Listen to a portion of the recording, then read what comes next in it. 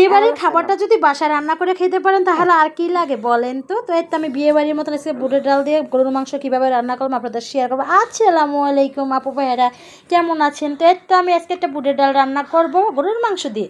গরুর মাথার মাংস, অরিজিনাল মাংস, সব মাংস মিক্স করে একটা রান্না করবো আজকে। বিয়ে বাড়ি যেমন একটা বুটের ডাল দিয়ে মাংসটা দেয়, ওই ডালটা যে আমার এত পছন্দের, তো আজকে আমার একটু খেতে মন চাইলো, তা ভাবলাম আজকে বিয়ে বাড়ির মতন আজকে একটু বিয়ে বাড়ির স্টাইলে রান্না করি, যতটুকু পারি সম্ভব, যতটুকু আমি নিজের যোগ্যতা যতটুকু পারি অতটুকু রান্ধে। আমি তো আর বাবুচি না যে বাবুচির মতন অনেক কিছু দিয়ে রান্না করবো। আমার বাসার যে উপকরণ আছে ওই উপকরণ।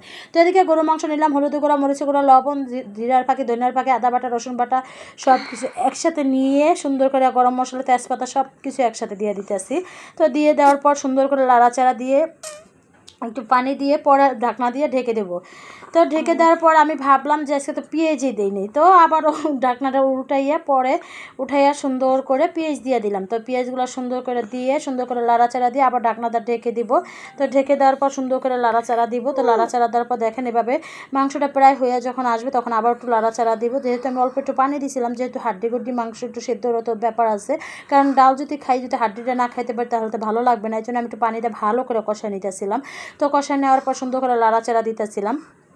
তাই তো প্রায় কম কষানো হয়ে যেতেছে, একবার তেল বের হয়ে আসছে। তো দেখেন মাংসটা কম এভাবেই কম খেতে বেশি ভালো লাগে, কারণ কি মাংসটা যখন কষাবো তখন কলম আমি ভালো করে বুটের ডালটা দিয়ে দিব। আর বুটের ডাল দিয়ে পরে বুটের ডালটা আমি একটু সিদ্ধ করে ভাপ দিয়ে একটু ঝরাদা নিয়েছিলাম। তো এর তো এখন একটু কাঁচামরিচ দিয়ে দিব, কয়েকটা কাঁচামরিচ একদম আগে দিই না, কারণ আগে কাঁচামরিচগুলো দিলে তরকারি কালারটা কেমন জানি হয়ে যায়। তো যাই হোক আমি কাঁচামরিচগুলো দিয়ে দিলাম, কাঁচামরিচ দিয়ে সুন্দর করে লাড়াচাড়া দিতেছিলাম। আমি আরও তেল বের করে নিতেছিলাম, কারণ আমি দেখছি যে যতক্ষণ কষাবেন তো তরকারি যখন তত খেতে মজা লাগে, তত ভালো লাগে বেশি। তো যাই হোক আমি ভালো করে কষায় নিতেছিলাম।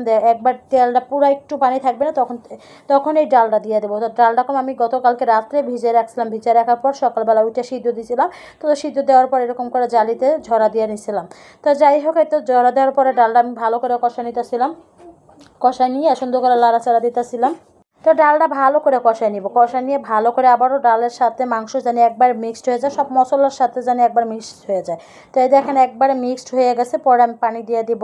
তো একটু হালকা গরম পানি আমি দিয়েছি, কারণ একটু গরম পানিটা দিলে কি মাংসটা ঠান্ডা ঠান্ডা হবে না, হিডা দিলে থাকবে না। তো একটু আমি গরম পানি দিয়েছি, গরম পানি একসাথে দিয়ে সুন্দর করে পানিগুলো দিতেছিলাম। দেখেন কত সুন্দর একটা কালার আসছে, যে কোনো জিনিসে দেখবেন কালার সুন্দর এরকম খেতেও ভালো লাগে।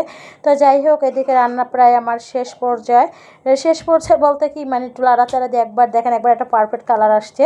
তো পারফেক্ট কালার আসার পরে আমি একটু জিরার ফাঁকি দিয়ে দিলাম, জিরার ফাঁকি দিয়ে ভালো করে লাড়াচাড়া দিব।